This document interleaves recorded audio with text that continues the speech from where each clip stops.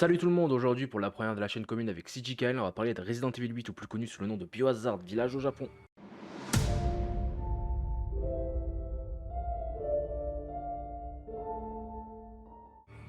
Le jeu se déroule quelques années après les événements de Resident Evil 7. Le jeu est développé par Capcom et est disponible sur PS4, PS5, Xbox Series X, One et PC depuis le 7 mai 2021. Cet opus du jeu comme le précédent se joue à la première personne. Pour ceux qui n'auraient pas fait Biohazard 7 ou Resident Evil 7, voilà un petit résumé.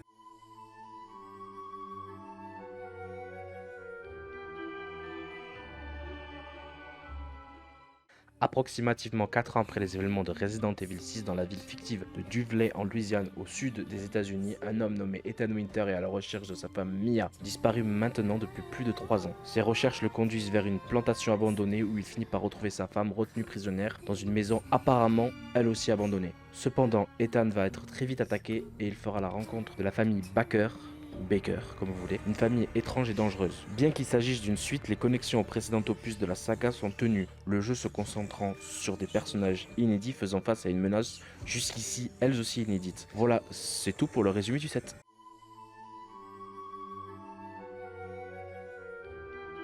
Maintenant que j'ai fait le point avec vous, parlons du dernier opus sorti à ce jour, Resident Evil 8. On suit le héros du set, Ethan Winter, qui a retrouvé sa femme Mia et mène avec elle et leur fille Rose, âgée de 6 mois, une existence paisible. Tout bascule lorsque Chris Redfield et ses hommes font éruption dans la maison, tuent Mia, enlèvent Rose ainsi qu'Ethan évanoui. Quand Ethan se réveille, il se trouve près d'un village avec une population monstrueuse et hostile. Voilà, en gros, sans rentrer dans les détails, pour la partie no spoil tout du moins. Après, on va parler de l'histoire, des personnages, pour ceux qui veulent être pas spoil pour X, Y raison, et que vous voulez un avis, le timer sera mis à votre disposition dans la description et apparaîtra dans l'écran maintenant. Et pour les autres, on va rentrer dans le vif du sujet. Après que Ethan soit arrivé dans le village, il se fait attaquer par des lycans et un ogre.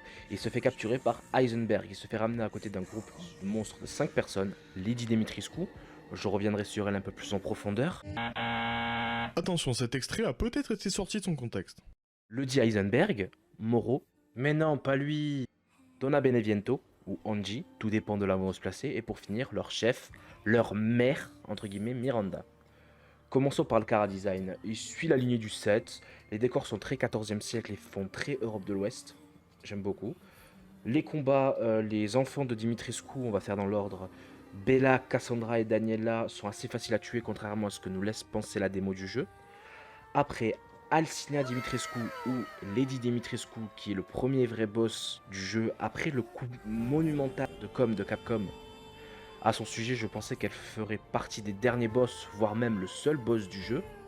Mais non, un peu déçu pour ma part, un peu trop facile à tuer. Après avoir tué Lady Dimitrescu, on récupère un bocal inconnu. Un peu plus tard dans le jeu, on apprend par le duc que notre fille a été séparée en plusieurs morceaux.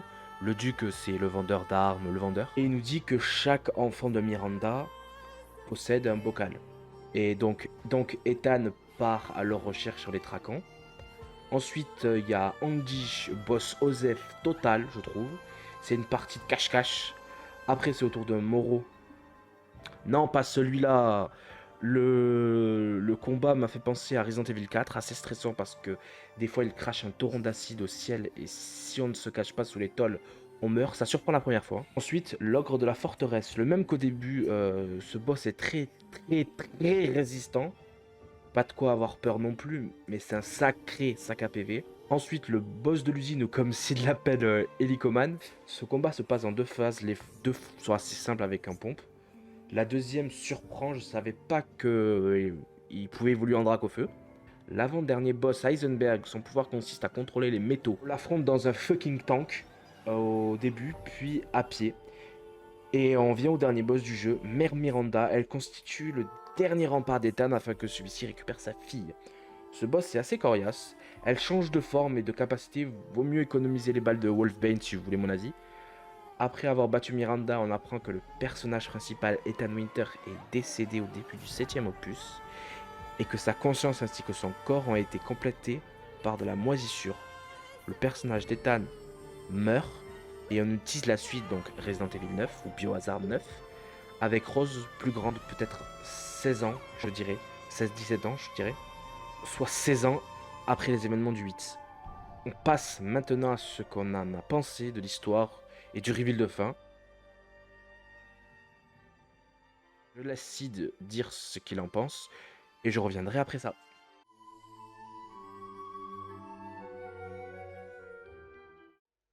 Ce que j'ai pensé de ce Resident Evil 8, l'histoire est vraiment intéressante à suivre. Des graphismes magnifiques et une ambiance unique dans un univers sombre et glauque. Il en résulte une superbe immersion au sein de ce village et ses alentours. Avec des ingrédients d'une telle qualité, on évolue vraiment avec plaisir dans cet environnement.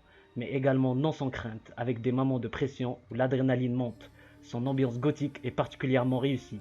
Elle possède un aspect à la fois fascinant et terrifiant. Le joueur progresse entre exploration, action et jumpscare sans s'ennuyer un seul instant, avec une tension presque toujours palpable jusqu'à la fin.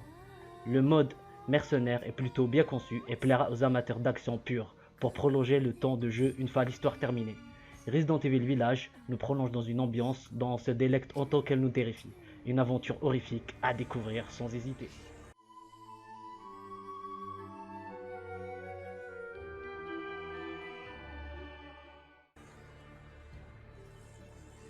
Moi, pour ma part, j'aurais préféré un combat de boss. Je vais redonner l'emplacement des combats de boss. C'est pas du spoil pour moi, parce que tu le comprends de suite qui sont les boss à la première seconde du jeu. J'aurais préféré, donc je me permets d'un petit peu spoil l'ordre des combats. Même pas, parce que je donne mon ordre à moi, donc c'est pas vraiment du spoil. J'aurais préféré Donna en premier, Moreau en deuxième, Heisenberg en troisième, Dimitrescu la dernière, enfin l'avant-dernière, et Miranda. Pourquoi j'aimerais changer l'ordre? Parce que j'aurais bien aimé plus voir de Dimitrescu, l'avoir nous traquer dans toute la map après avoir fait ce qu'on a fait à ses enfants. Et un peu comme Mister X ou Nemesis, mais en plus énervé. Après, ce qui en est du reveal de fin, ce que j'en ai pensé, ça répond à la question du sirop à la menthe, qui recolle les morceaux de membres découpés.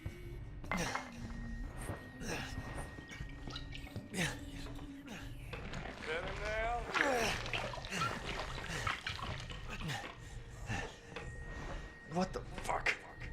Et ça amène un autre protagoniste, même si j'aurais bien aimé que Dimitrescu nous échappe ou nous s'enfuit, pour que dans la suite on se fasse chasser par elle en tant que qui vous savez. Je vous conseille de faire le jeu si vous êtes un fan de la saga ou si vous aimez ce type de jeu. Je n'ai pas platiné le jeu pour ma part, je ne pourrais pas donc vous donner l'avis sur ça. Sur ce, merci d'avoir regardé, n'hésitez pas à liker, partager, commenter la vidéo et à activer la cloche des notifications. Et allez dans la description, il y a plein de petits trucs utiles, nos chaînes solo respectives à Sid, lui fait des reviews d'animé, moi c'est plus du gaming et bientôt il y aura un nouveau format, je vous en dis pas plus. La prochaine vidéo sur cette chaîne parlera de Days Gone. Au revoir et n'oubliez pas, la vie est une fête, prenez-la comme du velours. Brrrr.